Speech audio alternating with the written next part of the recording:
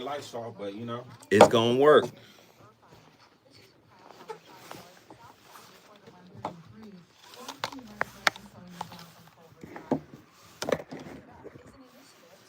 Student-powered, teacher-led learning projects. Students and teachers, how can you spark great learning experiences in your classrooms today? Join at Microband, that'll work. thinkout.org. A new day is on the horizon. Who paved the way for the leaders of today? An untold number of remarkable women.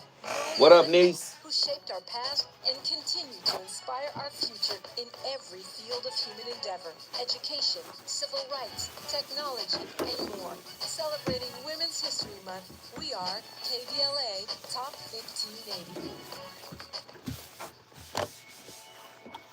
Hey, so I'm calling your show, 'cause I need to know. Show me which way to go before I throw my man out the door. Okay, hold on a second, Keisha. Just let me ask Ronald exactly what's going on, because it takes two to tango, and I need to hear his side of the story. So she's driving me insane, that's heavy. She keeps playing silly games, and I'm about to break away.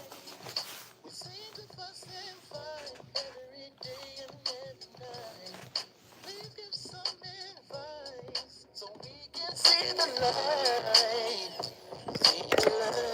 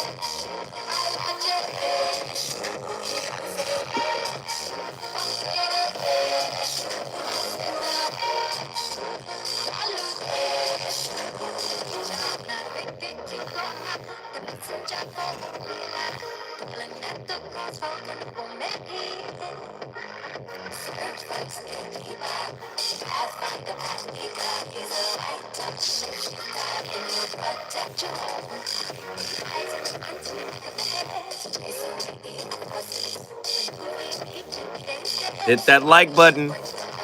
Come on.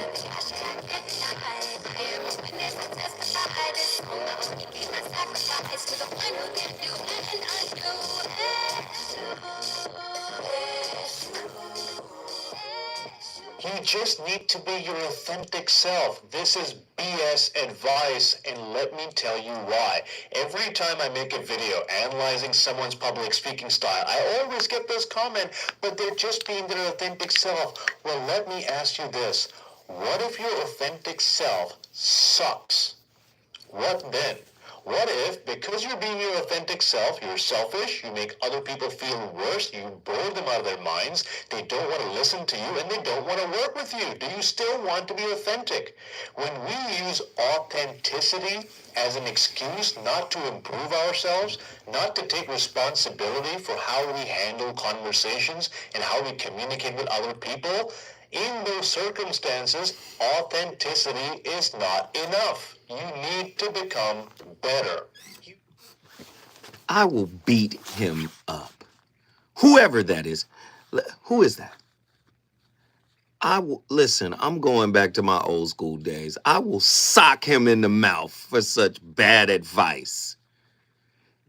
Everything he said was about seeking validation from others. What if you're not a good person and people don't like you? Who cares? If you're being your authentic self, that's all that matters. As many fake people as there are out here in the world that we got to deal with, pretenders, you're going to say authenticity is bad? This is somebody who probably had a cocaine smoothie this morning. He high. He has no idea of what he's talking about. Which is why the voice of reason is here to get this thing popping. It's Monday. Y'all already know what we're here to do. Today's topic is a crazy topic, by the way. Okay? And this is a question that's gonna land in a lot of different spaces and places here. Okay? Is intimate relationship a form of soul therapy? Right? See, we'll go to a therapist, a clinical therapist. We'll go to them, right? And we don't understand that we're actually in a relationship with the therapist, right? Because it's a low stakes relationship, meaning we go there, we're heard, we can share without feeling like we're going to be judged, because typically a high stakes relationship is when, I really care about how this person thinks about me. And if they knew I was really like this, they wouldn't get down with me. With a therapist, you don't have that, right? It's a platonic relationship. So it should be easier, to share. I ask the question, is intimate relationship a form of soul therapy? Well, if we look at it from the perspective of the great Krishnamurti, when he said relationship operates as a mirror, I've taken that and said, yes, what we're reflecting back and forth are our trauma bonds or things we've been through, Patrick Carnes, right? Relationship is this mirror-like energetic exchange where whatever you haven't dealt with manifests itself in the form of conflict in intimate relationship. So in a way, yes, intimate relationships do form a type of soul therapy session. But this is for those who are serious. Many people get into intimate relationships for superficial reasons, right? But relationships, I've said this time and time again, and I'm going to say it again. Relationships are designed to get you nude, to strip you down, to cause you to bare yourself to yourself and to your partner. And many people struggle when doing that. Quantum betrayal. Can infidelity rewire neural pathways for soul evolution? Did you listen to quantum betrayal? Can infidelity rewire neural pathways for soul evolution? In other words, can you begin the evolution of yourself? Not the regression, the progression, the evolution of your inner being by being cheated on. Because everything's about perspective, right? Oftentimes we take the perspective of the unhealed wound. What happened in childhood? Oh my God, they did this. I couldn't believe they abandoned me. They did what my parents did, even if you don't have the words. But what if infidelity is designed to trigger that old wound when you were first abandoned, when you were first betrayed? Here's the guiding question. Does betrayal trauma, according to Patrick Carnes, collapse the ego's wave function, forcing partners into Hawkins' surrender for spiritual ascension? You can't change them. They're a work in progress. They made a mistake. See, we live in an unforgiving society. You make a mistake, that doesn't mean I have to stay, I'm out. But isn't there a deeper lesson there? I guess it is. Empirical insight, neuroplasticity studies, Schiraldi, show betrayal triggers BDNF release, potentiating neural rewiring, mirroring, right? Now, yeah, it can be rewired in a negative way, but it can also be rewired in a positive way, right? Ego death versus codependency. Is toxic love the fastest path to non-dual? Listen to this. This is going to hit. Is toxic love the fastest path to non-dual awareness? Do Lindsay Gibson's emotionally immature partners, it's a great book, by the way, you should read it. Do Lindsay Gibson's emotionally immature partners unconsciously trigger Krishnamurti's cessation of the observer through relational chaos? Here's the empirical insight. fMRI data reveals codependents exhibit prefrontal cortex deactivation akin to Zen monks while entering the state known as samadhi, suggesting trauma bypasses mindfulness. So everybody say, oh, mindful, be mindful. Maybe you have to live in the moment of mindfulness in order, or instead of trying to bypass it. Trauma bonding as karmic currency. Our abusive relationship, pre-life soul contracts.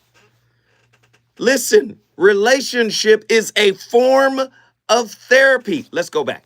Trauma bonding as karmic currencies. Our abusive relationships, pre-life contracts. Do Patrick Carnes' betrayal bonds align with Thomas Campbell's soul lessons? Now, I'm taking the work from a theoretical physicist and putting it with a clinician, a psychologist. Let me ask that question again. Patrick Carnes is the creator of the term that has been bastardized all over social media, and that is what? Trauma bonds. Do Patrick Carnes' betrayal bonds align with Thomas Campbell's soul lessons in My Big Toe, where suffering accelerates quantum consciousness? Didn't I tell you it ain't easy to climb up Jacob's ladder spiritually? It's not easy. I know we all want to live the soft life. I know we all want to get what we think we deserve. But I'm here to tell you, if you are to elevate spiritually, it's not going to be easy. The dark night of the soul is one of the hardest and ugliest moments you ever want to face. But coming out on the other end, you're reborn. That's the phoenix. Everybody want to put up the phoenix. You want a superficial phoenix. You don't want the flames. You just want the new bird. Oh my God. You just want the new bird. I don't want the flames. In order to get the new bird, you got to get burnt up. 1-800-920-1580. Get to your phone lines. Get ready, get ready, get ready, get ready. Here's the empirical insight. Epigenetic trauma markers, leptin, correlate with past life regression reports, hinting at intergenerational karma. Listen, I'm here to tell y'all, relationship is therapy. Are you ready? This is why so many people are afraid of a relationship. Oh, I'm tired. People just so fake. And then I'll say to them, what about you? What about me? What? What part of you is fake? What part of you is disingenuous? What part of you neglects yourself? What part of you is avoidant? What part of you is toxic? Do you see? Sacred scarcity, how capitalism hijacked love addiction and turned it into a spiritual crisis. Here's the guiding question. Does Tinder era dating reflect Rumi's ocean in a drop paradox, commodifying intimacy until it mirrors Skinner's variable reinforcement schedules? B.F. Skinner, you guys hip? Okay. We'll go even deep, don't worry. Behavioral economics shows dating apps exploits Kahneman's peak end rule, right? Addicting users to intermittent reinforcement. That's where B.F. Skinner comes in. Intermittent reinforcement. It's embedded in the dating apps. but you are totally unaware of it. 1-800-920-1580. Get on the phone. I want to talk about you. What about non-local healing? Can you resolve ancestral wounds, according to McDaniel, right, through your partner's DNA? I don't know. Here's the guiding question. Does quantum entanglement, Campbell, allow partners to epigenetically heal Lipton's each other's lineage traumas via Sheldrake's morphic resonance? Does that sound like therapy? That sounds like therapy. Like, this work is out here. If you want an intimate relationship, you got to be ready to do the work. You have to be ready to confront yourself. That is the self-therapy that needs to happen. Empirical insight. Twin studies show trauma responses sinking beyond genetics, hinting at Rupert Sheldrake's morphic fields in relationships. And people say, listen, man, I didn't sign up for all of this. I just wanted to go out with somebody, have a nice time, take her out to get something to eat. She liked the food. She liked me. Maybe we go back home. Little slap and tickle. That's all. I don't really want none of all this soul contracts as cognitive traps. Why Lindsay Gibson's emotionally immature partners are enlightened mirrors. Here's the guiding question. Do Jean Piaget's egocentric partners force us into Carl Rogers' unconditional regard? Not if you can't get over infidelity. Oops, let me keep going. I didn't mean it. I digress. Collapsing Robert Anton Wilson's reality tunnels. Secure partners trigger less neuroactivity in conflict. fMRI scans implying boring love may stunt spiritual growth. But boring love is safe love. And many people, after being hurt, they will choose the safe love. Why? Why am I choosing safe love? Because I have more control. I know this isn't the person I really want, but I will deal with this person because they are less of a threat to me. It's like a therapist I have sex with. When I come forward, I'm going to the phone lines. Get on those lines. Let's talk.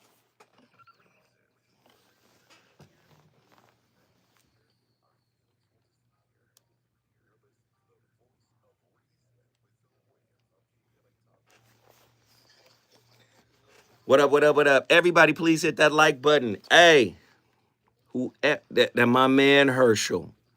Herschel, thank you, brother. Thank you, brother. I appreciate it. Thank you, Herschel. Herschel is the first person to jump in here and hit us with a super chat. But can I get everybody to hit that like button to get those likes to match the amount of people in the chat? Please get on the phone lines and talk to me. I want to talk to you guys. Please get on the phone lines and talk to me, okay? I want to talk to you guys. Get on the phone lines. Let's talk. Let's talk. Let's talk. All right? Like it up. Like it. Like it. Like it. Like it. Not enough likes. I've been asking for those likes. You guys are moving really slow. Please hit that like button. It's diabolical.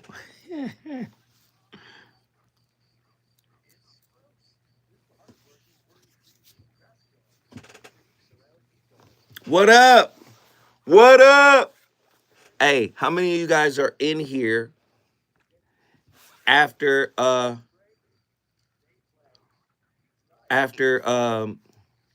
thank you, brother. I appreciate it. How many of you guys are in here after today's Zoe What Morning Show?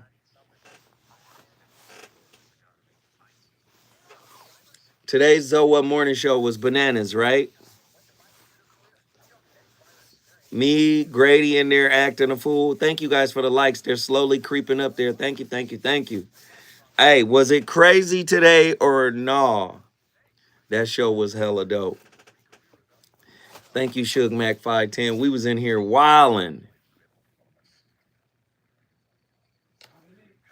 60 seconds. Hey, we was in there wildin'.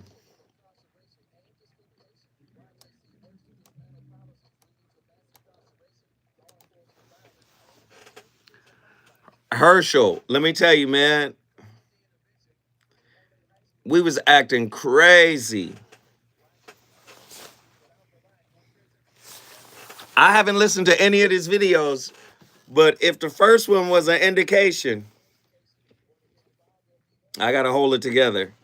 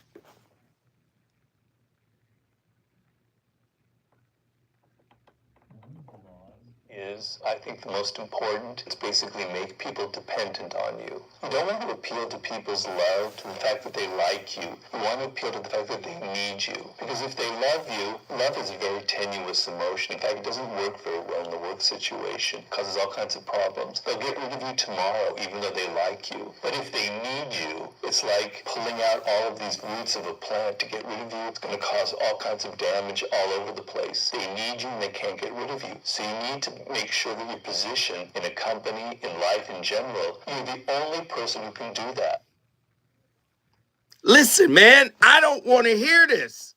I see what's going on. I'm being set up. That's Robert Greene, right? Robert Greene, author of the 48 Laws of Power. That's Kevin Samuels' daddy. I know you guys don't want to hear me put it that way, but Kevin Samuels was exceedingly useful in our community. I'm sorry, he was, because he was talking about relationship from that level of consciousness. We're trying to break the ties of trauma bonding and codependency. That's what we're trying to do on this show. But did you hear what Robert Greene just said? Make people dependent on you. And for the most part, this is why so many people were drawn not only to the 48 Laws of Power, but also to the work of Kevin Samuels, because he was talking about the accumulation of power. Whether it's confidence, whether it's the type of cologne you wear, whether it's the clothes you wear, whether it's the words you spoke to certain women, whether it's your evaluation of certain women, he broke down, it was the 48 Laws of Power for relating. And for me, personally, maybe to my detriment, that level of consciousness is too low for me. And this is why I'm doing this show, because I believe people are in relationships for the wrong reason. They're using relationships primarily as an escape from themselves, when in fact, relationships are designed to reveal yourself to you. Divine Femininity's Toxic Shadow. How Kelly McDaniel's mother hunger fuels modern witch hunts. Here's the guiding question. Does the rise of toxic femininity, according to Dr. Ramani, reflect Queen Afua's unhealed yoni wounds, projected as societal gaslighting? 1-800-920-1580. Get to your phone lines. Get ready, get ready, get ready, get ready. Here's the empirical insight. Right? Matriarchal trauma, according to McDaniels, correlates with 83% of female-led startups failing. A shadow of unintegrated feminine power. I know you guys don't want to hear it put that way. The mother hunger. Quantum forgiveness, rewriting your partner's past through Bruce Lipton's epigenetic hacks. Right? This is heavy stuff. Couples practicing, this is a hard word to pronounce. Ho'oponopono. I think I said it right. Ho'oponopono. It's a Hawaiian word. It means I'm sorry. Right? Does that show telomere lengthening? In other words, anti-aging via relational revision, right? Erotic intelligence in the age of entropy. How Esther Perel's mating in captivity clashes with thermodynamics. Here's the guiding question. Does the second law demand dead bedrooms? The longer your relationship goes on and you're not healing and you're not growing, it is falling into entropy, which is confusion, disorder. Does the second law of thermodynamics, does that second law demand dead bedrooms the longer a relationship goes on? Unless partners inject novelty to combat inevitable decay? I'm interested to know. You think relationship is not therapy, but I'm showing you. Dopamine surges from novelty, right? Correlates with Maxwell demons, defying entropy through erotic energy. Sometimes you got to do something different. Oh, this is going to be interesting. Is your relationship the place you go for therapy? When I come forward, the callers will have their say.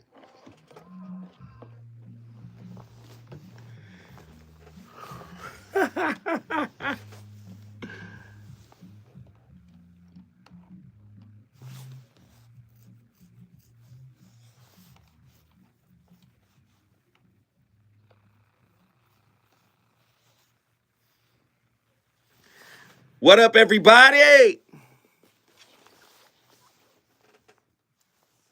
I'm sorry. I love you. I forgive you. Thank you. Dear Oz. I see. Boy is back. Who? Oh, yeah. I saw that. I'm going to the lines. Yeah. Yo, everybody hit that like button, hit that like button, hit that like button. Show your love, show your love, show your love, show your love. Hit that like button. Come on. Hey. And if you could find it in the kindness of your heart to hit the Cash App or the Super Chat. The Super Chat is a little dollar sign at the bottom of the chat if you want to support the show. If you feel like the content is good, please, just like Herschel just did. Herschel, you already did your due diligence, brother. We appreciate you. Thank you so much. That's his second Super Chat. We're thankful and we're grateful. If you want to follow Herschel's lead and do the same thing, it's a little dollar sign down at the bottom of the chat. You can support there. Or you can support directly to my Cash App Moderators, please assemble and show people how to use the Cash App or the Super Chat. My Cash App is $Zo What Netter. Also, if today's content got you thinking a little bit, please call. All right. Sometimes the phone lines get a little jammed, but that's okay. I'm going to run through these callers as quickly as I can, and we're going to talk. Okay. I appreciate everybody and their patience. Look, we already got more likes than we have people in the room. I'm thankful. I'm grateful.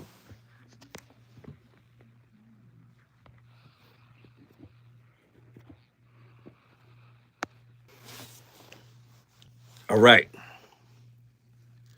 Oh, shit. Fuck it. I'm going to go do this myself.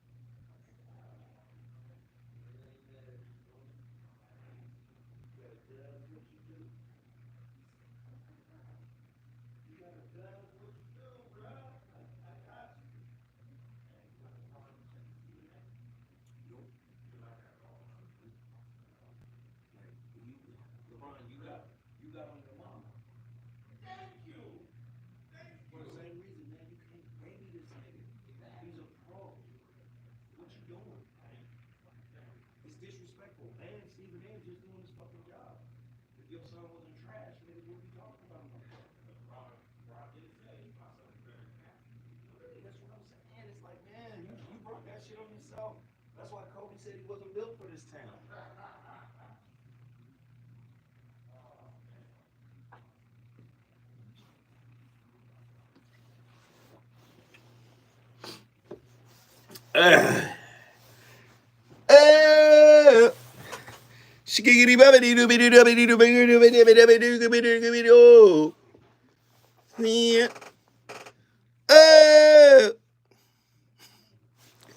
Hey, what up, Big Chris?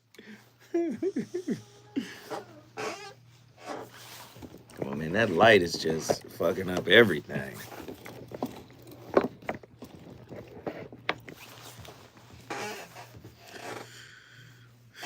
That light is just gonna fuck up everything. I'm sorry. It's just gonna fuck up it. Is the light there every show? It is.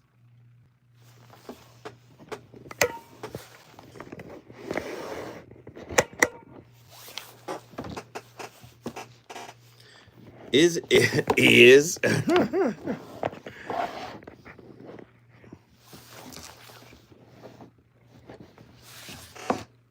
Fuck it.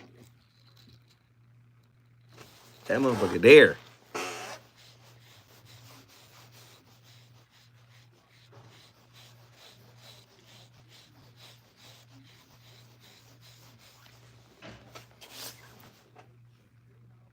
It's God's like. We're doing a great job on the likes. I'm very appreciative of those likes.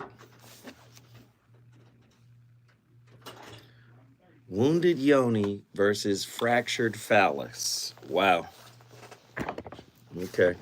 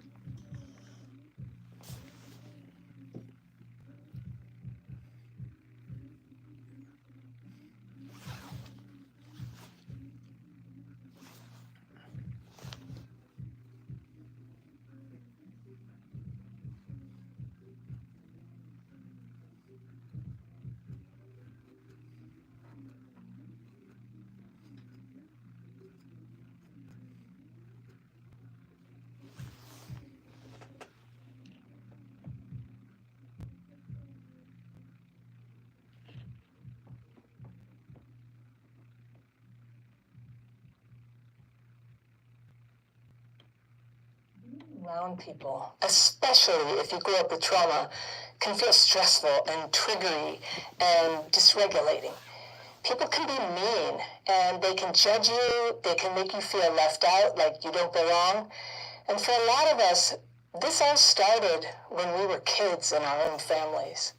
Did that happen to you? So the coping mechanism you might have used was self-suppression, playing small, trying to protect yourself by not being really you. So I want to share this video from the archive where I go over 40 ways that you might be doing this. These behaviors are incredibly common, and if they continue, they will hold you back. So you might want to get something to write on while you watch this, because healing these behaviors, because it is what's going to set you free. Some people who were heavily criticized or bullied when they were small create a coping mechanism of suppressing themselves. And the idea is, if you can stay off the radar screen of the person who tyrannizes you, you don't challenge them, don't try hard to accomplish anything, don't attract attention, don't admit mistakes, you'll be safe. And maybe that was true in childhood, but if this goes on into adulthood, it can turn into a really hard pattern of avoidance. Avoidance of connection with people, of accomplishment, of meeting your own material needs, and of pursuing a life that makes you happy. Now, avoidance makes your life small and lonely. It can make it feel like some force outside yourself is making it impossible to change. And believing this can make people not only feel helpless, but sour and angry. Do you know people? Man, that's the crappy childhood fairy. She's on YouTube. Amazing work. But if you can relate to what she's talking about and you have an avoidant attachment style, don't you know that every relationship you're in is a type of therapy? Because that's where the real you shows up. Who is the real you? Your triggers. Your triggers are the real you. And that is the very purpose and nature of relationship. This is what I say. Relationship themselves are a type of soul therapy. Rumi stated it this way. He says, you have to keep breaking your heart until it opens. How might understanding this concept help us recontextualize the nuances presented within intimate relationships? Is being open to brokenness synonymous with authentic relating? The first clip said, don't be authentic. Now, I don't know who he was. Boy, I'm going to start listening to these videos before I come in. That's what, because I see what's going on now. I'm being triggered. I'm going to start listening. Wait a minute, who is that? What connections can be drawn from Heisenberg's uncertainty principle and the inevitable disappointment we bring into relationships? How does openness to uncertainty act as a prerequisite for accepting what is, i.e., the isness of the moment? Many of us don't even know what isness is. Let me get these callers in here. We got callers. They want to talk. I want to talk. Long time no hear from out of Oakland. Y'all already know who it is. Sean from Oakland is on the line. What up, Sean? Brothers, though. Long time no hear. How are you, Sean?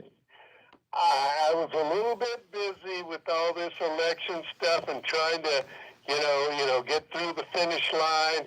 And even though that didn't happen the way I wanted it to, it wasn't a ridiculously big loss. The loss is big, but it was close. So I don't want people to give up. Mm-hmm. But that isn't even why I was calling, because when I hear you, man, I'm when you said this about people being, often the authenticity of people, Mm-hmm. that is the most important thing. Mm-hmm. Because right now we're hearing things that are not true, never been true, will never be true. So please be often, have your Authentic. authenticity. Yes, I got you. I'm with you, Yeah, Sean.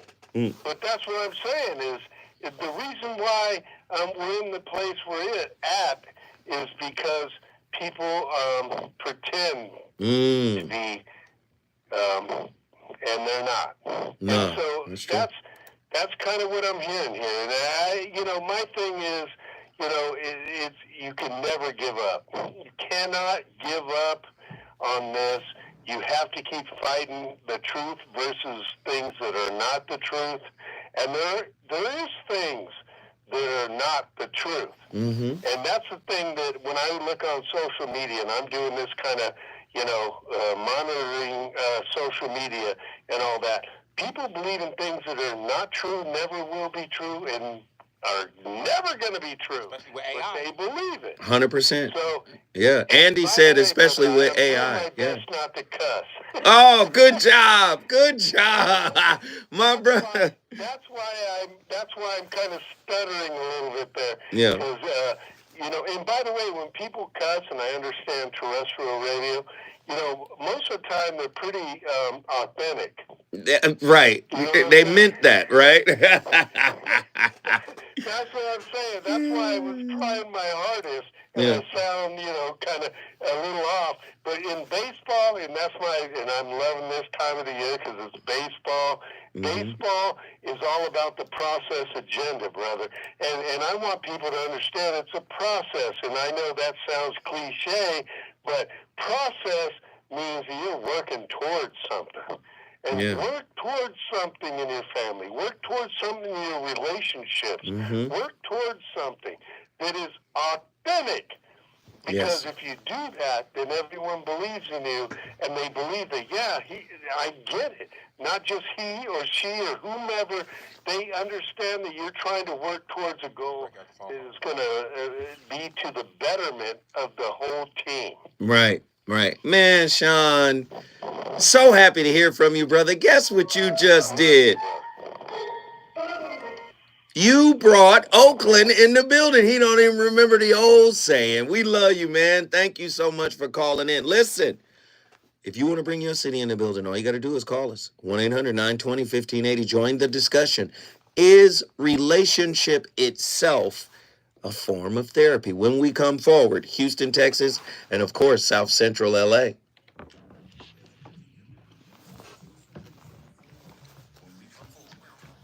Come on, y'all. Get to your phone lines. Talk to me now. Get in here.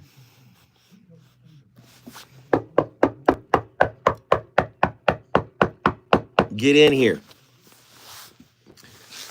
Hey, these videos is wild. I'm like, oh my God. The crappy childhood piece, I was like, yeah, that's cool. Crappy childhood fairy, she's always on fire.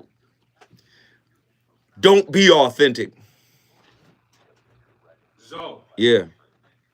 you don't be following 19 Keys, do you?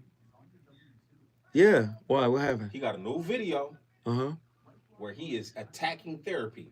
Really? Talking about therapy is a cult. Really? Not everybody is a narcissist. And what was the other tagline I had on there?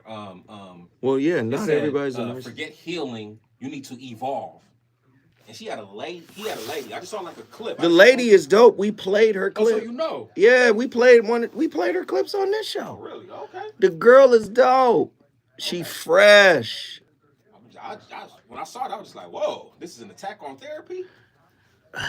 Might want to check it out. Yeah, I haven't listened to it. Okay. Somebody sent me a link to it. To it? Okay. Yeah. Hey, man, check it out, because that might be a show in itself right there. Truemonger said, Zoe, I think I sent you that.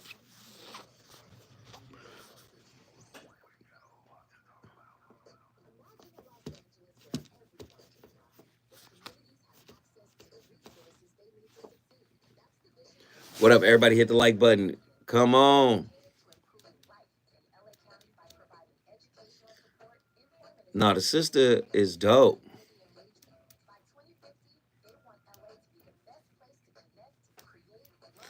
Yeah, but I think that's common knowledge that everyone isn't a narcissist. That's common information. That's why narcissism is on a spectrum. Not everybody is on. It can be labeled, you know, NPD. You know, diagnosed with narcissistic personality disorder.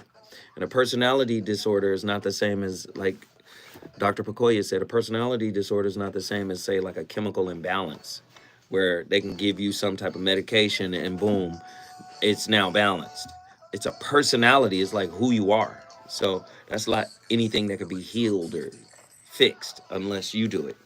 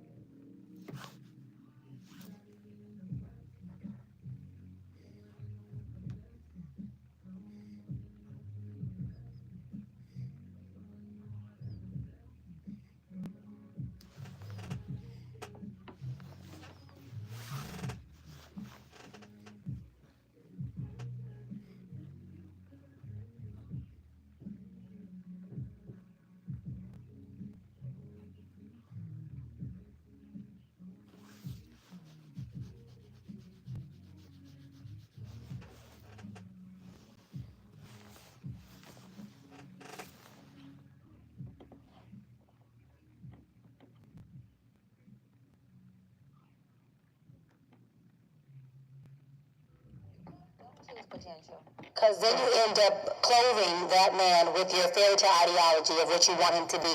And every time you find out the reality, which is that he's not, you end up breaking your own heart. And then you gaslight him for not being that. And that's not fair. You need to find a man, a person, is who you want, where you want him at, and be okay with that.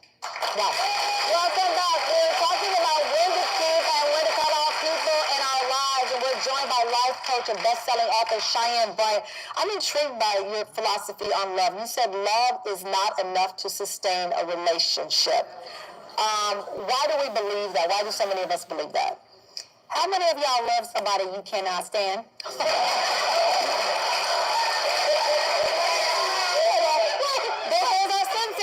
Family. Man, you raise your hand way too high. Get it off of here. Get it off. I can't. I cannot. Just a little bit more, though. Come on. Okay, just a little more. Familiarity. If you're a person who, one, knows how to love. Yeah. None of us, for the most part, don't know how to love. Some of us are not open or know how to receive love, but we usually know how to love, at least how to love from 1 to 10 out of 1. So if you're at a 1, you spend enough time with somebody, you can love them at a 1. But for a relationship to work, you have to have conduciveness.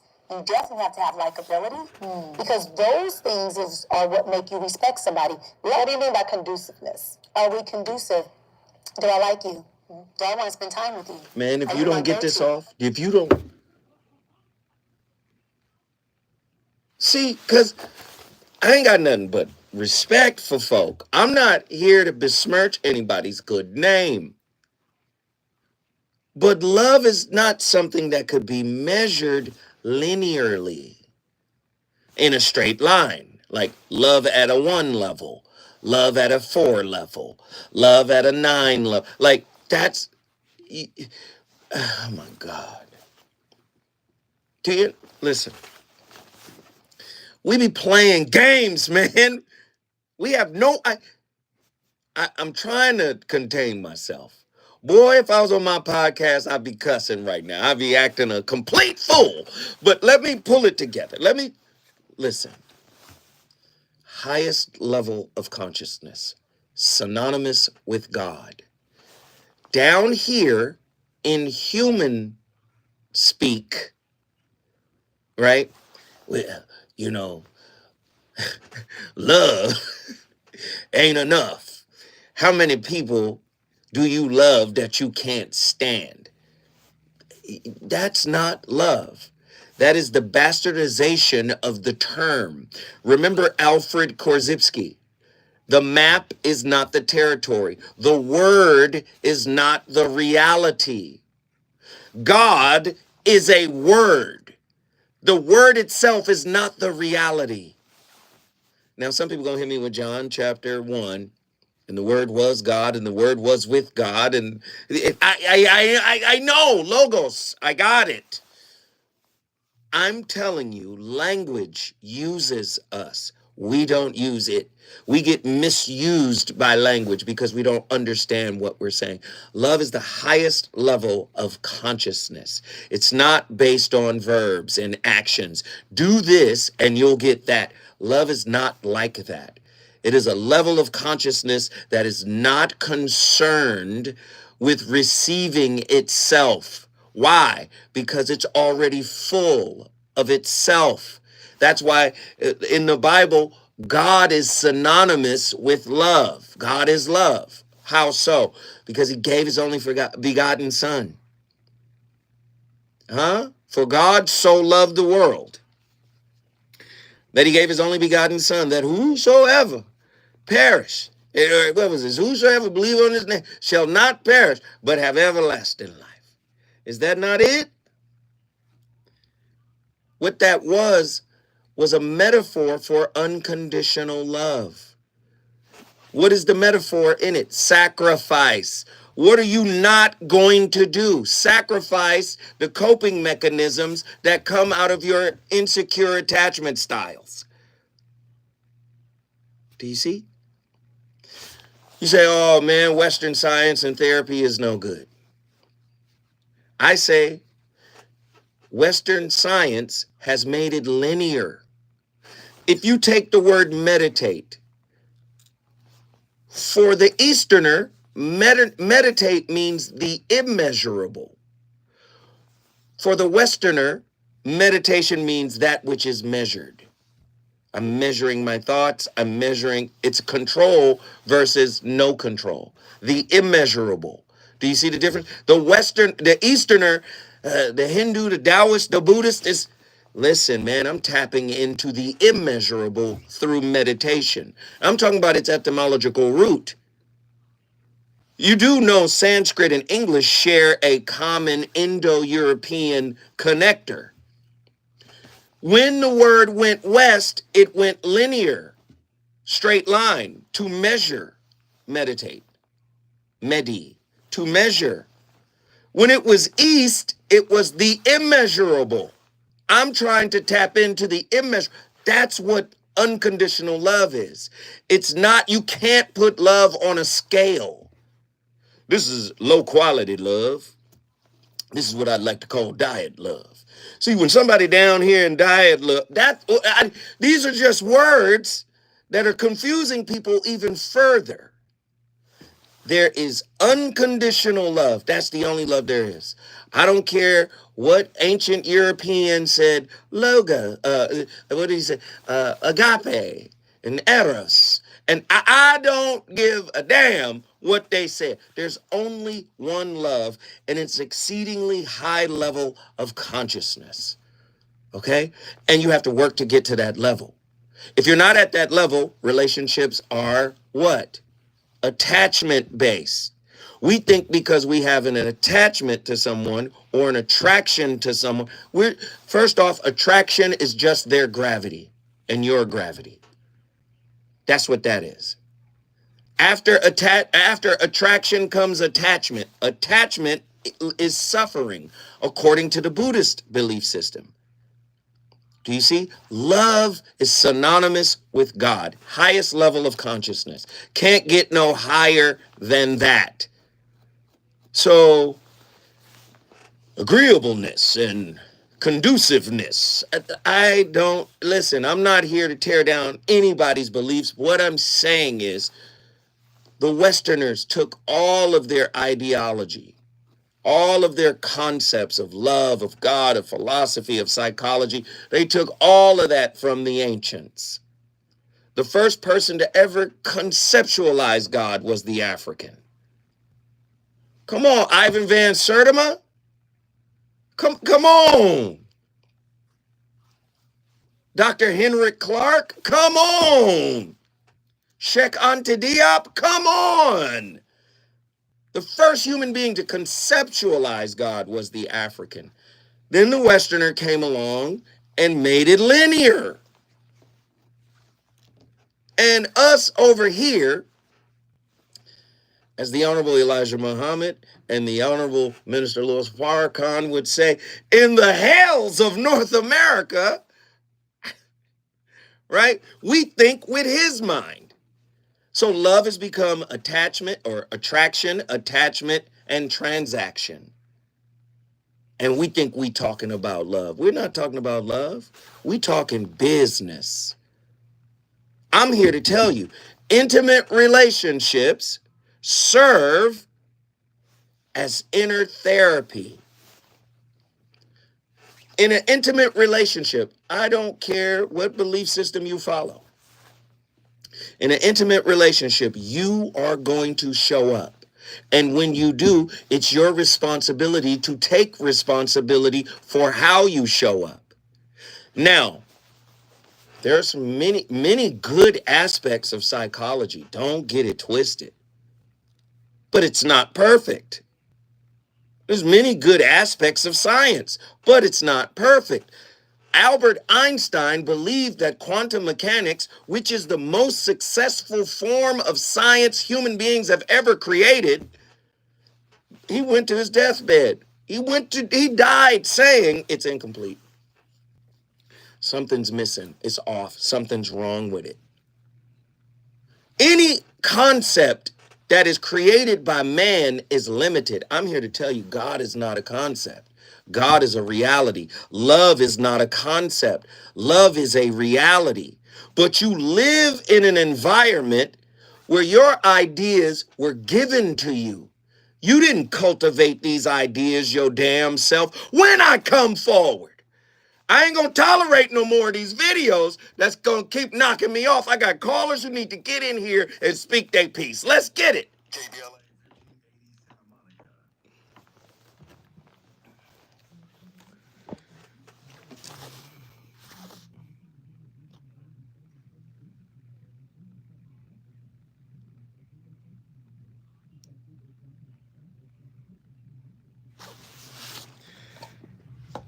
Listen, y'all can blame Attila.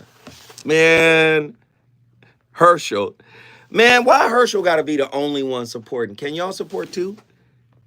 I mean, if you find that this is a good topic, you find that it's interesting, there's some good information happening, please show your love, show your support. Support the channel. Herschel done gave $37 by himself. Thank you, Herschel. But blame Attila for me getting off track and y'all languishing on the lines a little. Attila, she know if I ain't listened to, so this is the plan. Attila, send me some videos for this topic. Attila, I got the videos, Unc. I got you. But now her new strategy is to rile me up.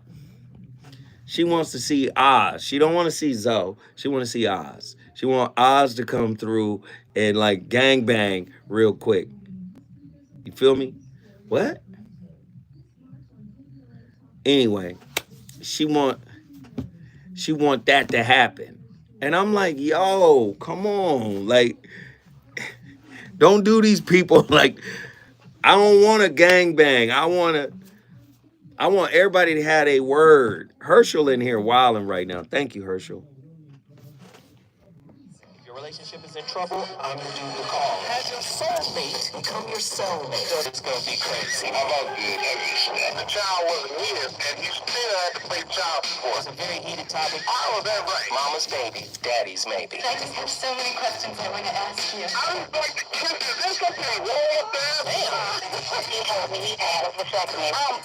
Betrayal has been committed. Coming to you with a bad life routine. How does he maintain his humosity? He likes it when it's pimping the nip. Why can't you open up, brother? I'm a karate man. Karate man on the inside. They don't show their weaknesses. How do you rate women so well? So Williams, Reason and accountability. the voice of reason. Ladies, pay attention. A man calling you baby means nothing.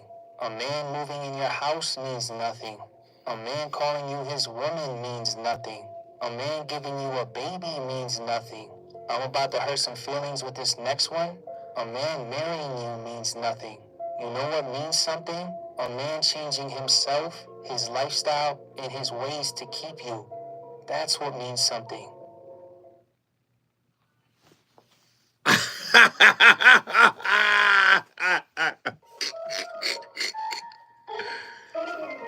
Man, you can hear the hurt.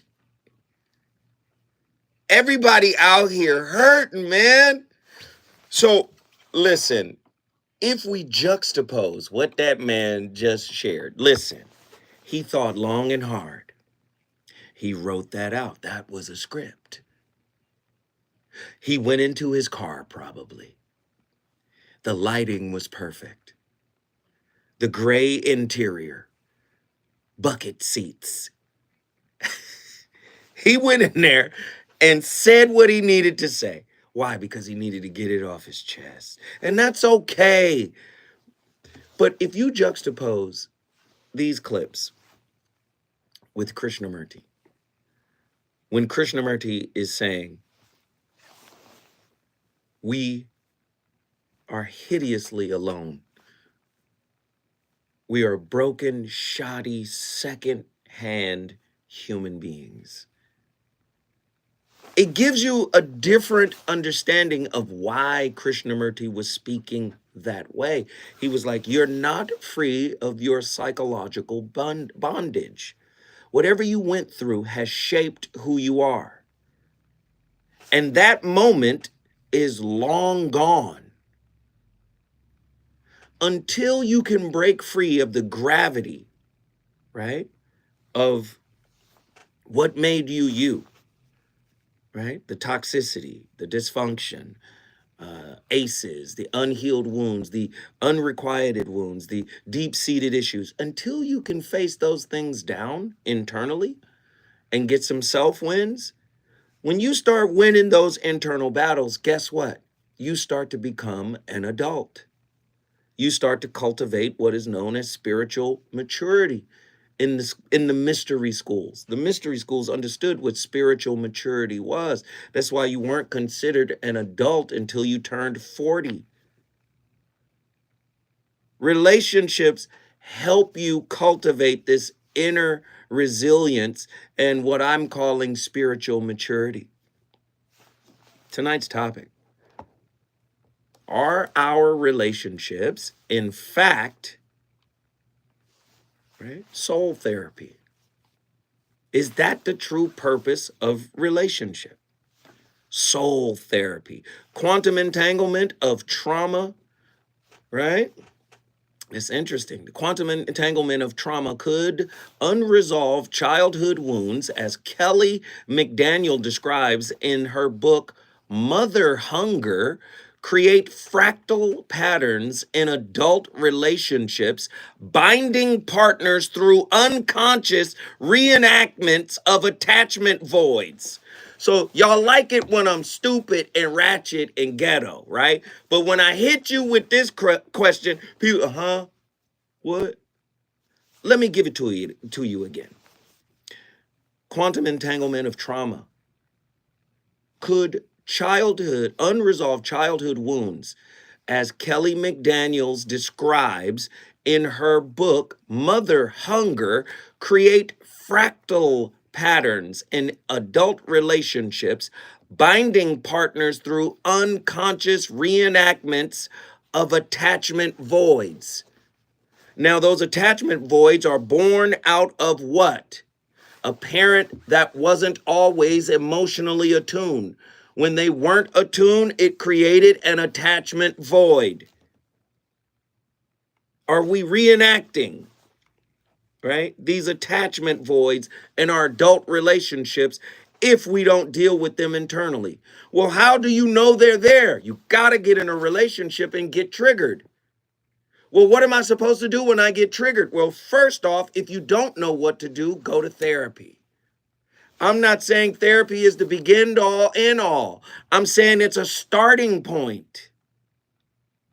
Would you throw quantum mechanics away with all of its flaws? We threw away string theory. Well, we thought string theory was going to be the future. It had some promising mathematics. The mathematics were very elegant and beautiful. Okay, we don't use it because okay, no more. Right? We don't do that with therapy. Just like science keeps going, there are aspects and concepts. Science is constantly evolving, and so is psychology. So I don't think you throw it away. It's a starting point. We got callers on the line. Oh, I'm triggered tonight. These videos got me wilding. Here we go. JW, South Central Los Angeles in the building. What are your thoughts on tonight's topic? Hey, how you doing, my brother? Well, I'm good, brother. What's your deal, man? What are your thoughts on tonight's topic? yeah, I want to elaborate. Just give me a moment, man. It's hard for me to retain all this talk, but I have a lot to say. Oh, well, for one thing, going to condense that. Yeah. with the soul, I've been in that therapy in reference to how the scientists made frame it with their terminology and the word of God to equate them both. I love that because that's just proof. Science is proof what the word of God always states. So yes, I think soul therapy is equated to the same thing. And I apologize if I'm not using the right choice of words, but I think you got my point. And wait, hold on one second. Hold on one second, J-Dub. But I got to share this with you. Everybody in my chat room right now are saying prayers out to your mother. Everybody is shouting you out right now and talking about prayers to JW's mother, man. They sending you love, brother. Praise God. Praise God. Hallelujah. I truly appreciate that. All right now, but let me tell you now. Let make it quick, JW now.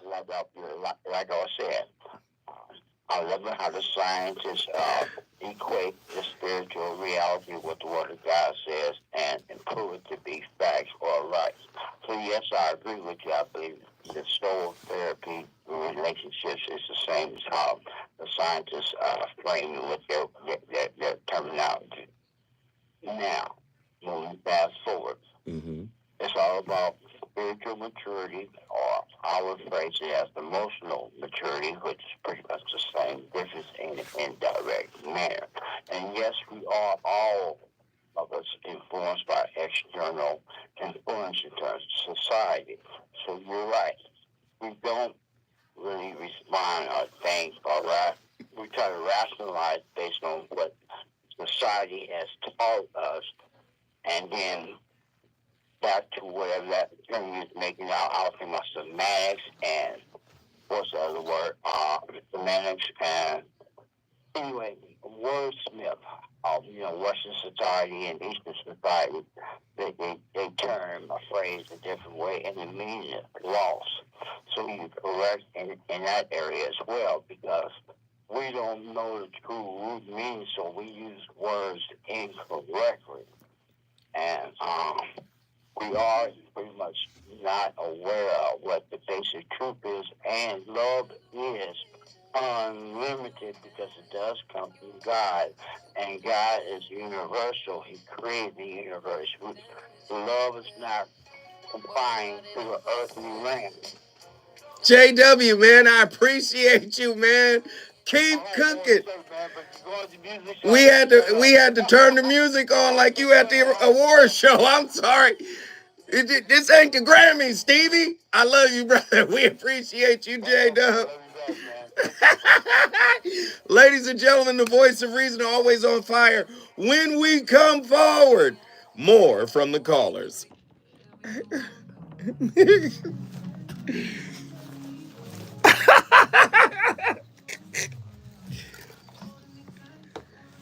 Then what had happened was I had went down to the foundry. I found an old box of Quaker's steel cut oatmeal. And I peeled off the top, and what I recognized, the oatmeal was still edible.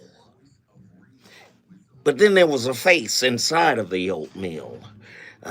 The oatmeal was arranged in a face that looked like the Savior. So what I decided was this was a sacred box of oatmeal that should not be consumed. I should take this steel cut oats and pour a plaster over the top to save and secure the face of Christ that was naturally. Hey, we can't go that. Come on, man.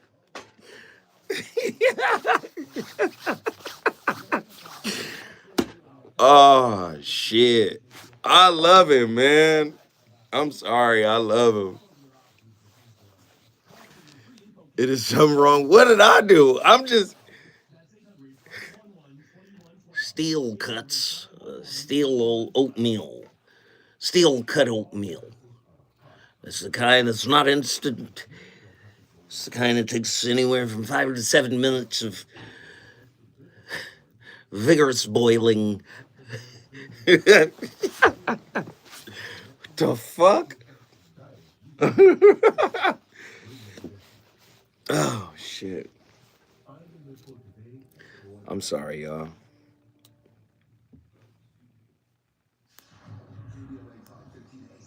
My nigga, J-Dub. I had so much more to say. South Central in the house.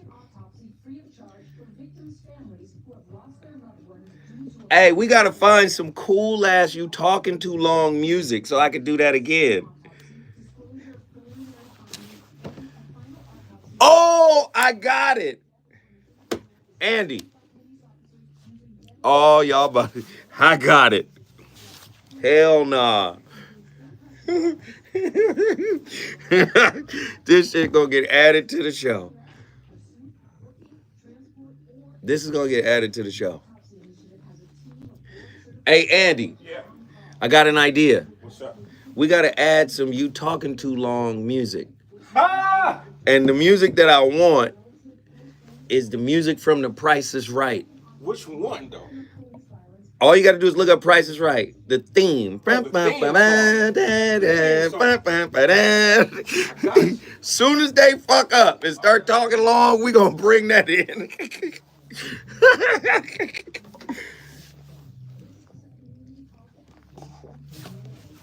Oh shit. To wrap it up.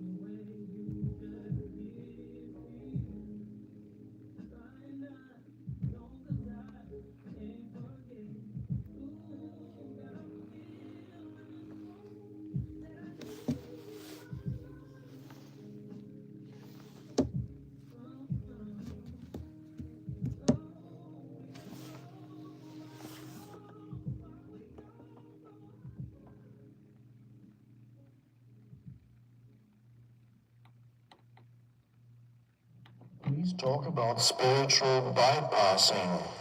Sometimes it feels like I'm using presence and awareness as a way to deceive myself and avoid the muddle of unresolved pain within.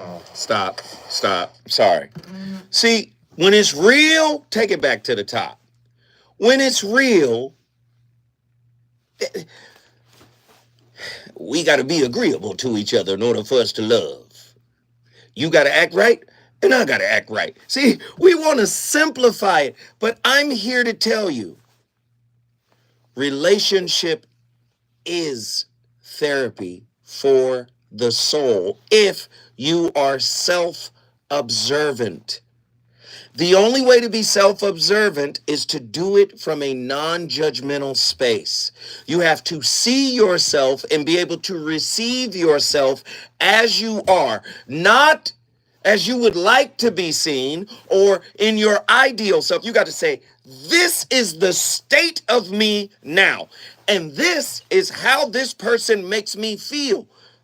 Listen, let's peel that back a little bit and we're going to jump back into Eckhart Tolle. This is what this person is bringing up in me that is already pre-existent. Relationship is self-therapy.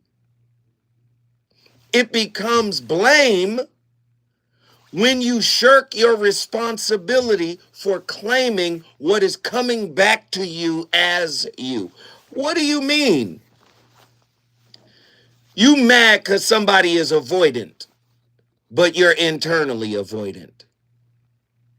You're mad because somebody is leaning into you with love, which is something you want internally, but externally, you're conditioned to push that away. You have to reconcile that internally. This is what I mean by self-wins. This is the work of therapy. A great therapist can sit down and help you navigate, but the work is still yours. And many times you go to therapy because of the results, the negative results that came from an intimate relationship. Relationship, the University of You, it is, in effect, therapy. Let's let Eckhart Tolle get a piece of that. Please talk about spiritual bypassing. Sometimes it feels like I'm using presence and awareness as a way to deceive myself and avoid the muddle of unresolved pain within. Wow.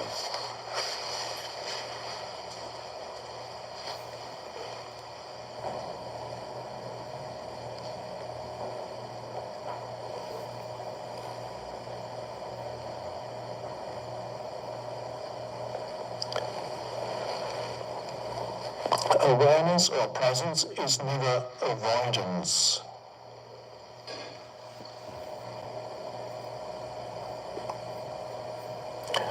In awareness, you allow yourself to feel whatever it is that you feel. It's not repressing it in any way. The man is cooking. Allowance without judgment. But if you've been judging yourself this whole time, since you were a child, since you were made to feel like you were not enough, since you were made to feel like you were not worthy, since you were made to feel that you were a failure, right? This is the narrative that keeps going. Do you understand? Behavioral alchemy. If B.F. Skinner's operant conditioning governs habit formation, how might couples transmute toxic cycles into sacred rituals by using David Deida's principles of polarity play? Huh? Ego as a holographic projection. Does the ego, per Ramana Maharishi, function as a metaphysical firewall, distorting what Krishnamurti talked about as unconditional or unconditioned awareness to sustain codependent dynamics? Come on, man, in intimate relationships. Come on. Can Glenn Schiraldi's trauma resilience strategies rewire neural pathways to perceive infidelity not as rupture, but as what Neville Goddard would consider revision. A revision portal for relational rebirth. Well, you got to be strong to deal with that. Come on. How might disorganized attachment, i.e., fearful, avoidant, framed by Lindsay Gibson, mirror karmic soul agreements that Thomas Campbell talked about in My Big Toe? It suggests that we co-create with each other across lifetimes. Listen, life is therapy. I know you don't want to hear it put that way, but I have to. Let me get my niece in here real quick, and then we're going to Denver, Colorado. Callie and Attila, and then Callie Soul. Attila, what are your thoughts on tonight's topic? First of all, why I gotta be quick? Huh? I have questions. TORs. Are we triggered? No, we are not triggered. True. I know you're trying to trigger me. I got it. I got it. You trying to trigger me. But you know these ratchet videos will do it. But go ahead. I'm listening. Well, okay, so what I am doing is an experiment. They are the thesis, you are the antithesis. We were trying to bring together a synthesis of the ideas, right? Mm-hmm. If the theology of relationship in the current day says that love is not enough, and you say it is, how does your work prove otherwise? Well, that's one thing about love. It doesn't require proof, right? In a linear world, proof is required. That is the linear thought process, right? So here's the thing. But you're talking to a population of people who are black and white. Yes. So my question is, how do you settle that with a group of people who are black and white thinkers who understand black and white information? How do you bring that? So that is what I'm doing. I'm not triggering you. What I'm doing is showing people that there is a better alternative, and that better alternative is what you are bringing to the stage. Well, what's interesting about the alternative that you propose, and I think that's genius. Here's the unfortunate part. You can't talk this into people. Nope. They have to crash. This is why the breakup and the betrayal hurt so much. Come on. So now, what you can take from what is being said is now you got to learn how to alchemize the pain, right? This is why we're asking those questions, right? The question about infidelity, nobody wants to hear that question, right? Let me, where is it? Right here. Neuroplasticity of betrayal. So when you talk about neuroplasticity, you're talking about the brain. The more plastic or flexible your neurons are, the more you can learn, the more you're learning, the more perspectives you gain. But as you get older, that neuroplasticity goes away. And when it goes away, you become more rigid in your belief system, right? More locked in. So this is why this question is labeled as neuroplasticity of betrayal. And then it goes on to say, can Glenn Schiraldi's trauma resilience strategies? There are actual people out here trying to teach you how to become more emotionally resilient in the face of something like infidelity. So can Glenn Schiraldi's trauma resilience strategies rewire neural pathways to perceive infidelity not as rupture, but as what Neville Goddard would say, revision, right? The revision portal for relational rebirth. Many people can't do that because they've never looked at what kind of attachment wounds they carry within themselves. Does that make sense? Well, you can't do that without authenticity. That's the first thing, right? Oh yeah. So if my inner child is unhealed and I'm attempting to relate to someone, more importantly, let's say you are on a mission and trying to fulfill your soul's purpose, that's very difficult without authenticity. And 100%, what your work does, right, is essentially what Rumi speaks about in terms of breaking yourself, right, or breaking your heart until it opens. That's what your work does. That's what I'm doing. So, no, I am not triggering you. I am essentially showing the public that this is what it looks like when your heart is open. It's true. It's true. Right? Girl, I love my niece. She's so sweet. She be trying to set me up. I see you, though. I see you. I see I'm you. not trying to set you up. What I see is I think that you have this incredible, uncanny ability to be an example for other people. And so why not do it on air? She gonna make me show up. Oz? They don't want to see Oz.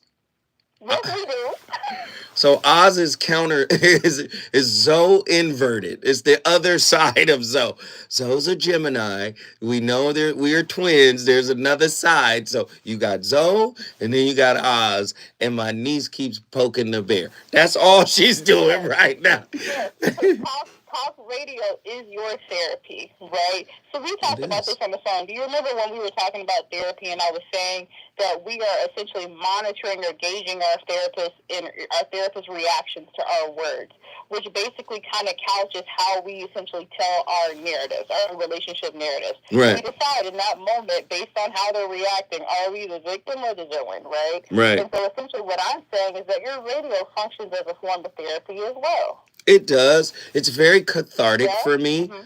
But when I want to get serious and like dig into the therapy piece, I go right to Dr. Alan Berger. Mm-hmm. Alan Berger is one of my go-to phone calls. And we have a once a month phone call set up and we dig in. And Berger don't. What I like about Berger is he don't let me off the hook. He presses me like, nah, man. No. You think about that again. And he allows me to talk. He doesn't talk as much as I talk. Like he listens. He spends at least 85% listening to how I frame my issue. And when he comes back, he'll talk about the framing, the scaffolding of the issue. And then he'll provide perspective. So it's really cathartic working with him. But daily radio, yes, it keeps my my sword sharp for sure. She think it's funny. I know you are. It's funny. It's only funny because for me, I understand again where you're coming from, but also because half of the time we've already had these conversations, right, pre-radio, so I already know what's going to come down the pipeline. But I also, again, I want people to hear someone that maybe they are already listening to. Maybe they are interested in that person. The guy that spoke earlier. Wait. Stay with me. Mm-hmm. We're up against the clock right now. Just stay right there. Don't go anywhere because I want to get your final thought. And then we're going to Denver, Colorado. Let's get it.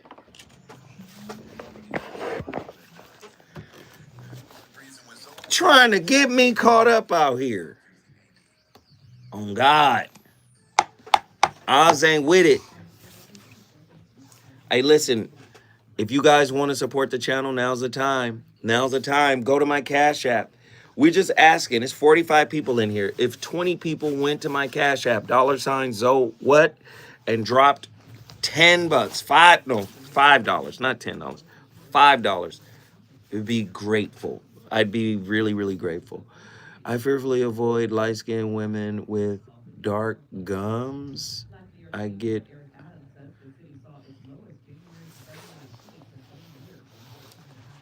The fuck?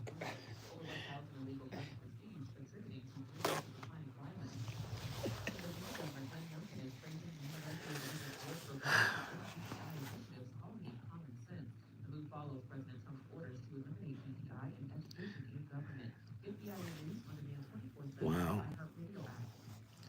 Diamond Blue, what up? Who else? We got ladies on the line. Who else gonna join the call? Loving the stream, great vibes. Was wondering if it's normal to cry when you what? Oh, that was Nzinga. If Nzinga yanked it, then it must have been problems. Every great moment in history, there's a woman whose story went untold. This March, KBLA Talk 1580 celebrates the trailblazers who changed our world. From Rosa Parks to Constance Baker Motley, from Katherine Johnson to Kamala Harris. These are the voices that broke barriers, challenged limits, and reshaped America. Join us all month long as we honor the women who dared to dream, fight, and lead. KBLA You ain't lying, Noah. These comments are weird. Herschel back in here, man. Herschel, thank you, brother. Thank you, brother.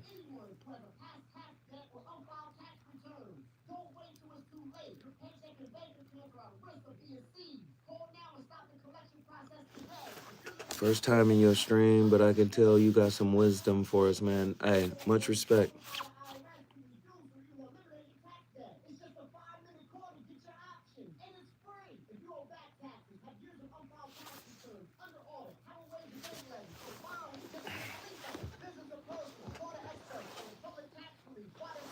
I'm gonna have to listen to this one back.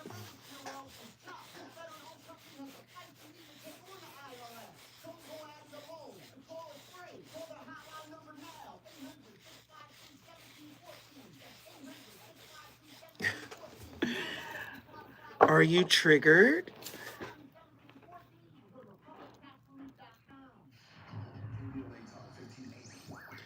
The background is playing because you can hear my headphones.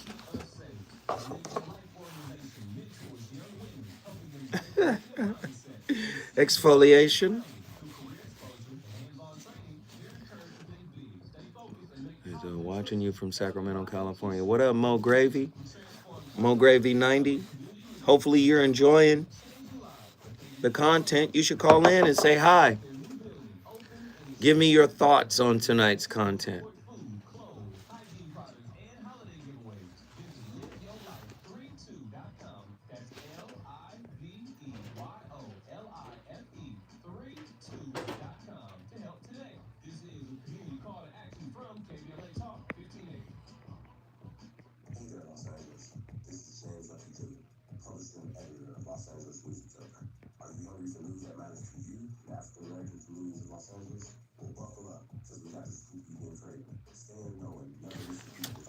It's all good.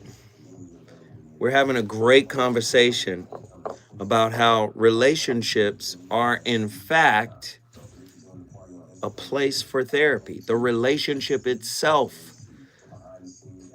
is therapy.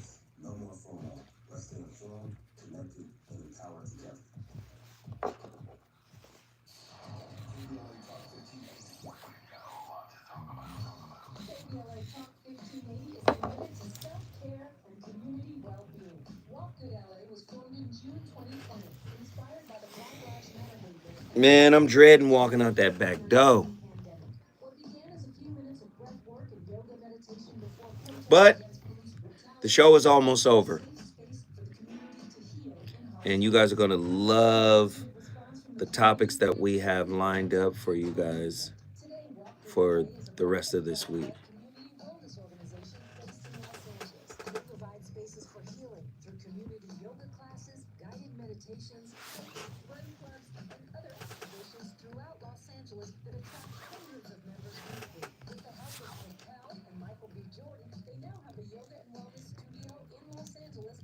Relationships are a mirror. Attila, give us your final thought when we come forward. We got about 30 seconds. A community call to healing from KBLA Talk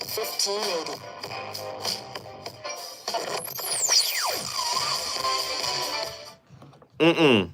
Can't play Prince. Prince people be like,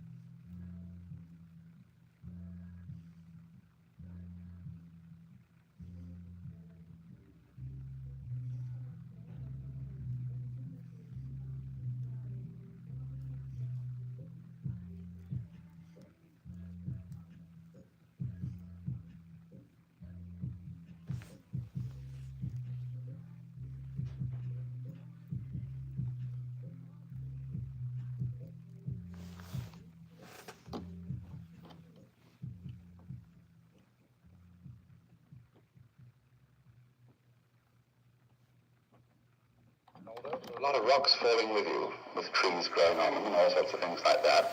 You can cling to one of those rocks if you like, as it goes down with you for safety. But it's not safe.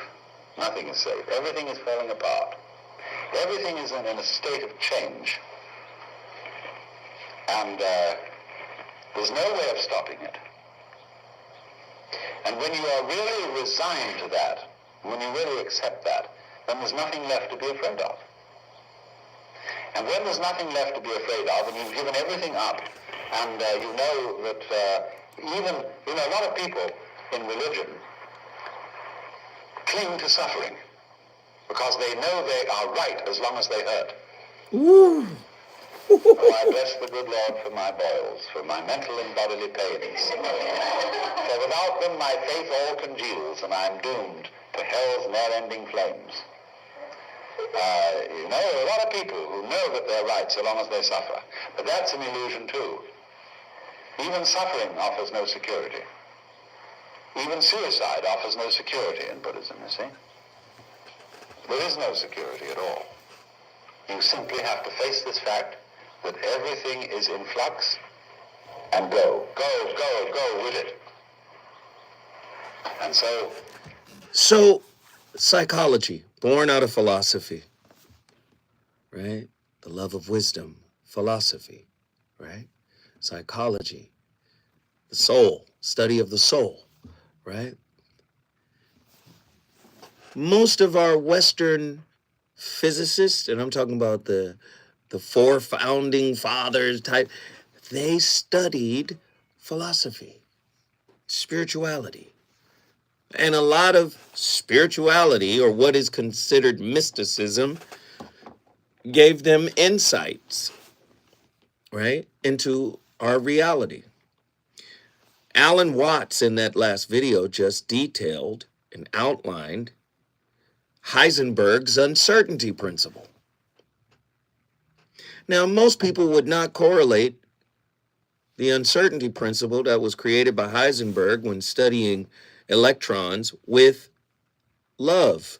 But you have to understand, a physicist studies the physical world, physical phenomenon, and how it acts, right? Again, relationships are a part of the physical world. As above, so below. What happens in the micro also happens in the macro. And a lot of people don't want to accept that, right? And he's saying you have to live with uncertainty. But many of us are fearful and broken, and we spend most of our time discarding good people because we can't control them. We can't mold them or put them in the little box we need them to be in order for us to feel safe. And we're calling that relationship, and we're talking about love. You have no idea what love is if you have a box for your partner that he or she is supposed to fit in order for you to peek your head out and have a moment of intimacy. And I'm not even talking physical intimacy. Let's get Attila in here. Attila, what are your final thoughts? All right, so two things. I really love Alan Watts and the whole uncertainty principle thing. Number one, I do believe that openness to uncertainty is like your prerequisite for accepting the isness, or what is. Mm-hmm. And because we struggle with that, right, we struggle in relationships. So it's interesting he brought up religion, because I feel like we make our relationship our religion and our partner our God, right? Ugh. Because that's a little God, that's a real G God that we can control, right? It's getting that control ugly. is rooted in the fear, right? Look, you want me to bring it, I'm going to bring it, okay? Okay? But we want to control the little God, right? And that, again, that's rooted in our fear, right? Our fear of abandonment, whatever the case. And so, of course, then we have the expectancy that comes with that, expecting your partner to be a certain way, act a certain way, right? Behave a certain way, show up a certain way. And that's the driving force of your decision-making, not the love you claim you have for your partner. So that's it. Attila, guess what you just did? How about you in the building? Houston, Texas is in the building. If you want to bring your city in the building, all you got to do is call me at 1-800-920-1580. You already know what it is. We got Cali Soul, Denver, Colorado. Cali, what are your thoughts on tonight's topic? Up and done it. Ooh, you in trouble. Big mama gonna get you. You're right. No, this topic is right in alignment, as you know, that's how the universe moves. Mm-hmm. At first I had a question to ask you, and maybe I can still ask it, but I believe that I've gotten to the bottom of it. I caught myself recently doing something real slick. Uh-huh. And I've caught myself doing it before, Mm-hmm. but this time I was really able to like suspend myself in the situation and witness what I was doing. And my question was like, where did that come from? But it's a childhood wound. I was taught very early on to keep secrets and be quiet. Ooh. And therefore, instead of knowing how to have healthy conversations, I let, whatever I'm feeling or experiencing build up. I pack it down. It builds up some more. I pack it down. And then all of a sudden I explode. Mm-hmm. And what this has equaled to is I have not been able to have serious, in-depth relationship rearranging conversation without breaking up first. Right, because inside the relationship. you might see it as a conflict, like conflict, not as a conflict, but conflict itself. And you were conditioned to see conflict as a very bad thing. And healthy conflict in relationships is actually par for the course for growth. But avoidant types, depending on which type you are, avoidant types see conflict, any conversation as conflict. Like, you want to have a real conversation, a deep conversation, a meaningful conversation, and sometimes even a knockdown, drag out disagreement, right? Where voices are raised. All of that is seen as an attack for avoidant types. And that's something that they have to grow past in order to take their relationships to the next level. And you're saying you're actually experiencing this, right? Yeah, I'm experiencing it, and I want to go past it because it's, like I said, I've seen myself doing it before, but I think before I kind of just looked at it like, are you doing this? And Well, now I'm like, oh no, you're definitely doing this. Yes, because sometimes, and this is for anxious preoccupieds as well, sometimes the coping mechanisms that we've developed over the years, the conditioning, the self-conditioning that we've developed over the years is unconscious. It's just something that happens, like on an unconscious level. Oh God, they don't accept me. Let me go inside. That's early, right? And then in adult relationships, it's just on autopilot. So the fact that you're like, wait a minute, did I do that? Is indicative of this subconscious kind of takeover when you're in that space. So, like the anxious preoccupied has to learn to pull back, the avoidant types have to learn to lean in. And leaning in is very uncomfortable, especially in those moments, correct? Yes. Right.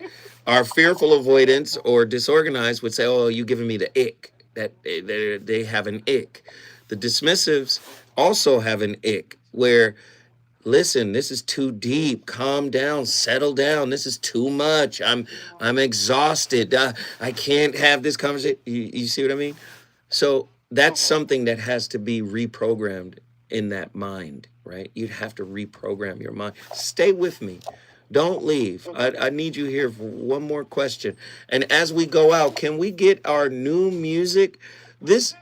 Oh, he ain't got it yet. All right. When we come forward, the voice of reason gonna continue this incredible conversation with Cali Soul. Beautiful spirit.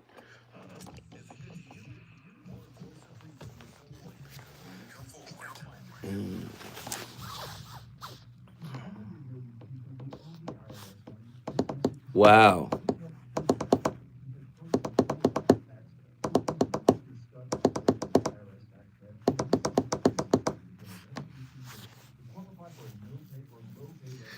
Hey, this show flew. Like, damn. This show flew. No, I'm good. Keep me in 2 hours, pimp. No, I'm straight. 2.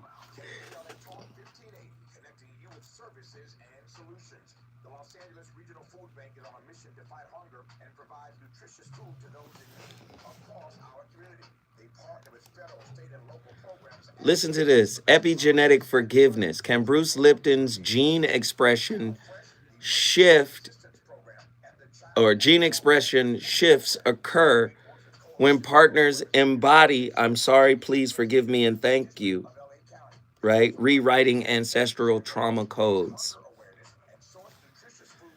The duality delusion. Does Robert Anton Wilson's reality tunnel traps couples in false binaries, secure, anxious, obscuring roomies, field beyond right and wrong? God damn.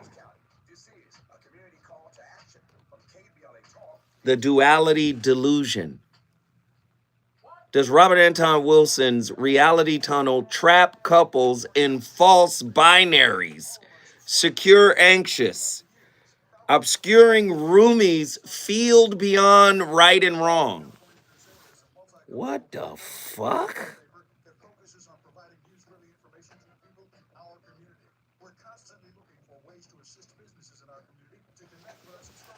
It's crazy. 10 minutes left.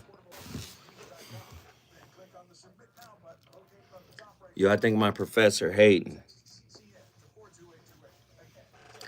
Let's see, they be telling us to forgive white folks next. Ghetto Unk. My mom has decided to learn to paint, and she's good.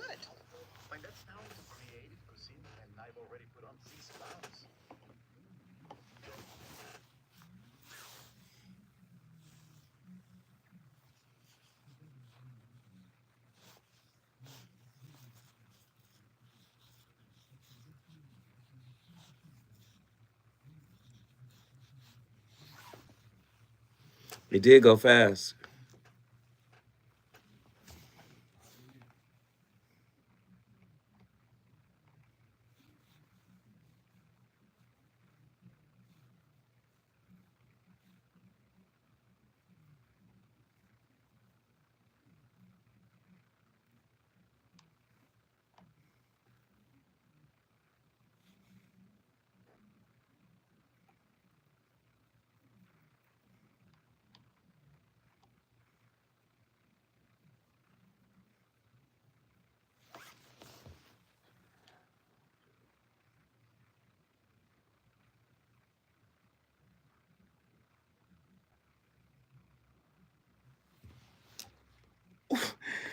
Listen to this shit, Attila.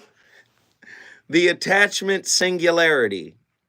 If secure attachment forms a psychological event horizon, do fearful avoidant partners experience time dilation per Einstein, delaying emotional reciprocity?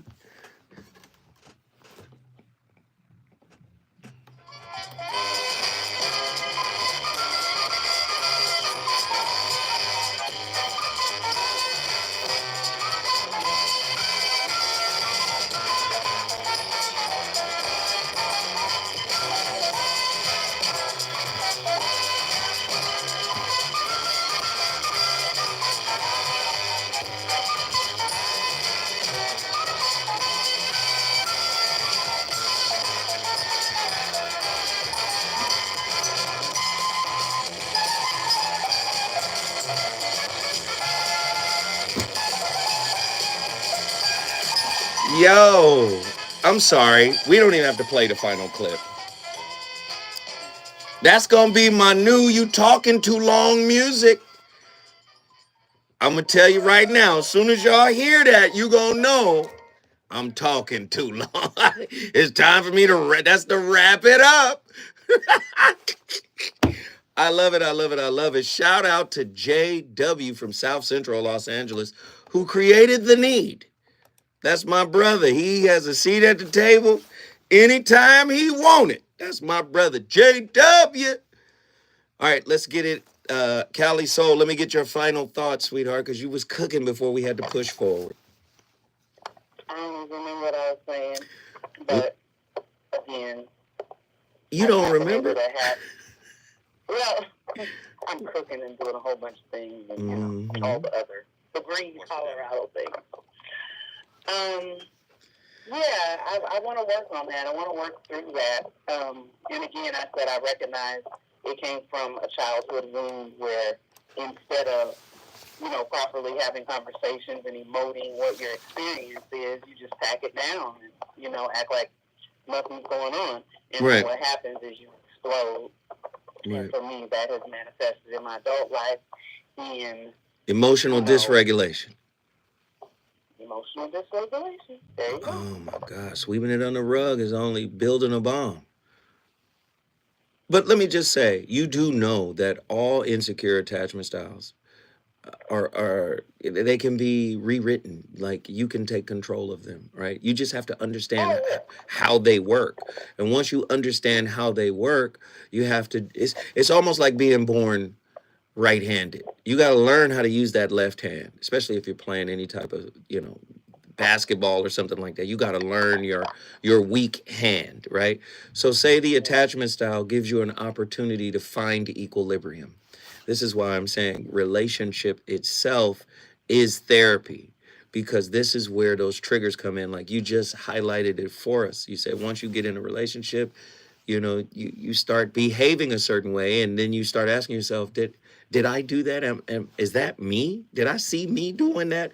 And that's the beginning of being able to get into this self-observative space without judgment and start making some corrections. I would suggest the book Attached. That's a great book. There's another book called, I always give this book out. It's one of my favorites, especially when it's about forgiving, like some of the things that happened in the past that actually help create, you know, this insecure attachment style. And that's Guilt is the Teacher. You don't like that book, huh? I know you did. I know you did. Why you put it down, though? I'm gonna pick it back up. No, but why'd you put it down? Because I wasn't ready. No, you were ready. You got it. Yeah, I hear you. You got it. But what I'm telling you is I opened it up and read a little bit, and my ego was like, nope, not this. I love her. Things that have arisen lately. You was like, not this evening. Not this evening. Not this evening. Right. I'm ready. But that's. I'm ready. But this is what I'm trying to tell you in terms of avoidant. See, avoidants always think there's more time. I'll get to it later. You remember one of Kobe's final words? He says, our biggest mistake is we think we have time. That is the avoidant. The avoidant thinks, let me calm down, I'll be back. And then when they realize there is no back to be, ain't no back to be, the back gone. Then it's like, oh, wow, I missed that opportunity, right? And again, saying, I'll be back, this is too much, I can't handle it. I get it. You have the right to say that. And in some cases, yes, you should take a moment, right? But consider this, in that moment, there is an opportunity for you to do what you haven't been doing for 30-some years. The opportunity to lean in when it's uncomfortable. That, in fact, is the lesson, right, for the avoidant. Does that make sense? Yes. All right. Well, I hear the recipe. I hear all the seasonings. We appreciate you, love. Guess what you just did? Denver is always in the building when Cali Soul brings it in the house. Let's get on down to Arkansas for our final call. Davy Lee. What's up, man? What are your thoughts on tonight's topic? Man, Man, I ain't even called in for the topic. I just wanted to say thank you, man. Thank you for your words of wisdom, your teachings, man, your time, and taking time to, like, know what you know in order to help other people get through their days in life, man. I appreciate you, Big Dog. Nah, man, thank you, brother. I appreciate you calling in, man. It ain't nothing but love, and you already know. You got to see the table whenever you want it. Yes, sir. Yes, sir. Well, I appreciate you for bringing me the Altadena, man. You know what I'm saying? The Pasadena joint, man. Yes, sir. Chattanooga, you hear me? I'm going to get up out of here. Yes, sir. We appreciate the call. Listen, hey, everybody, just know, man, like, this is a journey, man. This is a journey.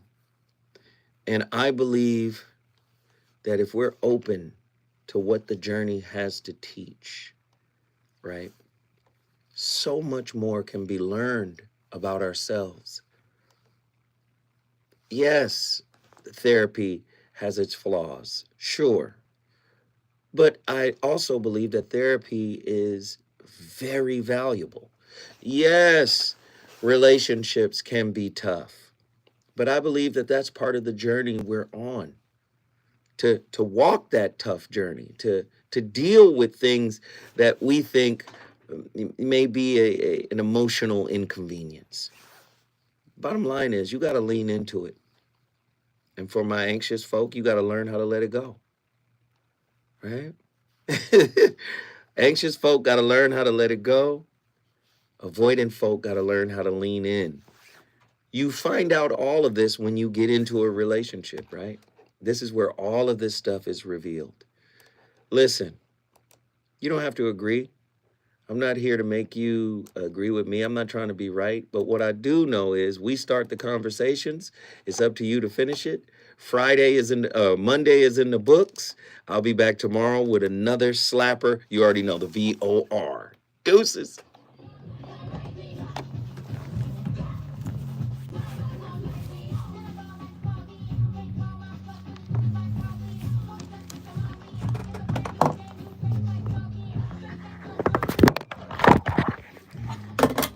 Oh.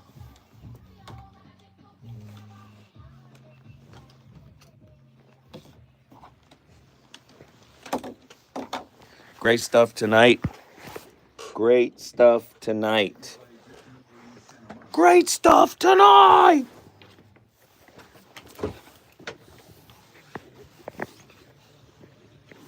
Come on. There we go. Great stuff tonight. Brother Zoe bound to bounce. That's your flu, bruh. Yes, sir. Hey, Andy, always a pleasure, man. I'm ready to get it going for tomorrow. Yes, sir. All right, y'all.